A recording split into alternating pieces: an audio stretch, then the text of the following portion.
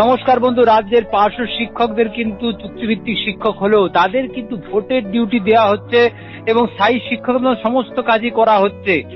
এর পরেও কিন্তু দাঁড়িয়ে রাজ্যের পক্ষ থেকে বেতন বৃদ্ধির বিষয়ে কোনো সংকেত নেই, কিন্তু 60-40 রেশিও অনুযায়ী রাজ্য সরকার বলছে যে কেন্দ্র সরকার তার 60% দিচ্ছে না। তো সৈকতবাবু, আপনারা কি সত্যি দেখতে পাচ্ছেন যে কেন্দ্রেরও কি গাফিলতি রয়েছে এই যে বেতন বৃদ্ধির যে সমস্যাটার বিষয়ে? দেখুন, এক্ষেত্রে আমরা দুপক্ষের হলফনামাই আদালতে পেশ করেছে এবং সেই হলফনামার কপিও আমাদের কাছে রয়েছে। তো সেক্ষেত্রে কেন্দ্রীয় সরকার যে হলফনামা দিচ্ছে সেক্ষেত্রে আমরা দেখতে পাচ্ছি যে সেখানে কোনো টাকার পরিমাণ কমছে বলে আমাদের নজরে আসেনি, উল্টে টাকার পরিমাণ বেড়েছে।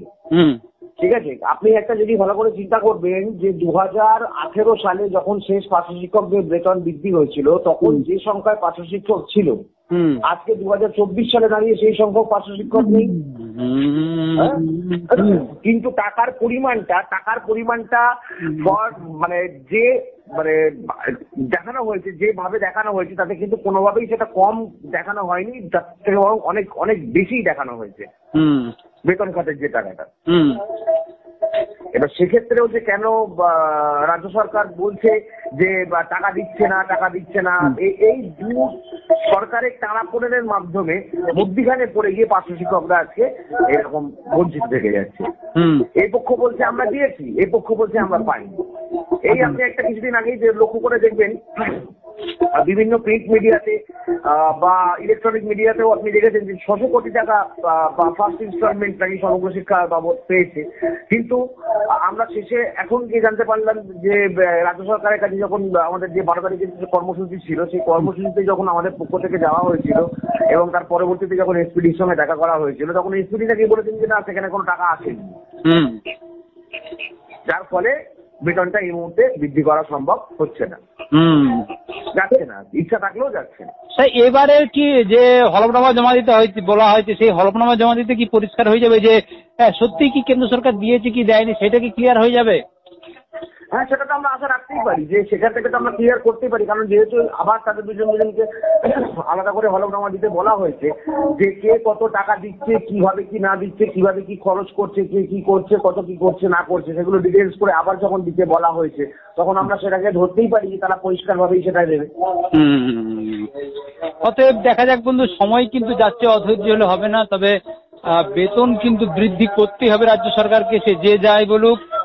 কিন্তু আইনি লড়াই, সেই লড়াইটা কিন্তু চূড়ান্ত পর্যায়ে রয়েছে।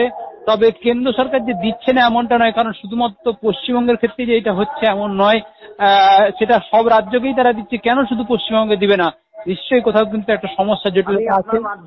আমি আপনার মাধ্যমে রাজ্যের সমগ্র পার্শ্ব শিক্ষক শিক্ষিকাকে সাধারণ পার্শ্ব শিক্ষক উন্নয়ন সমিতির পক্ষ থেকে শুধুমাত্র এটুকু অনুরোধ জানাতে চাই যে আপনারা একটু ধৈর্য ধরুন, একটু ধৈর্য ধরে আমাদের পাশে থাকুন।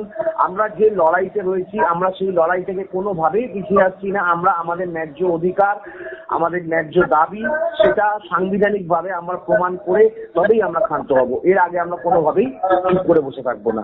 আপনারা আমাদের উপর পূর্ণ বিশ্বাস রাখতে পারেন এবং আপনাদের বলবো একটু ধৈর্য ধরুন। হয়তো সমস্যা লাগছে, আপনারা লক্ষ্য করছেন যে এই একটি বছরের মধ্যে যে কতগুলো 20-25টা হিয়ারিং হয়ে গেল এক বছর অলরেডি, তাহলে আমাদের সংগঠনের পক্ষ থেকে রীতিমতো ভাবে প্রেশার ক্রিয়েট করা হচ্ছে এবং আগামী যে 16 তারিখের ডেট আছে সেই 16 তারিখের ডেটের জন্য আমরা 14 তারিখ আমাদের উকিলের সঙ্গে যিনি সিনিয়র লয়ার আছেন বিশ্বরূপ বাবু, সেই বিশ্বরূপ বাবুর সঙ্গেও আমরা আলাদা করে বসার একটা প্ল্যান করেছি এবং সেই করে আমরা বিভিন্ন রকম ভাবে সাংগঠনিকভাবে যে কাজকর্ম আমরা চালিয়ে যাচ্ছি। আপনারা সবাই আমাদের পাশে থাকুন এবং ভরসা রাখুন, আমরা এই লড়াই জিতে যাচ্ছি। Thank you.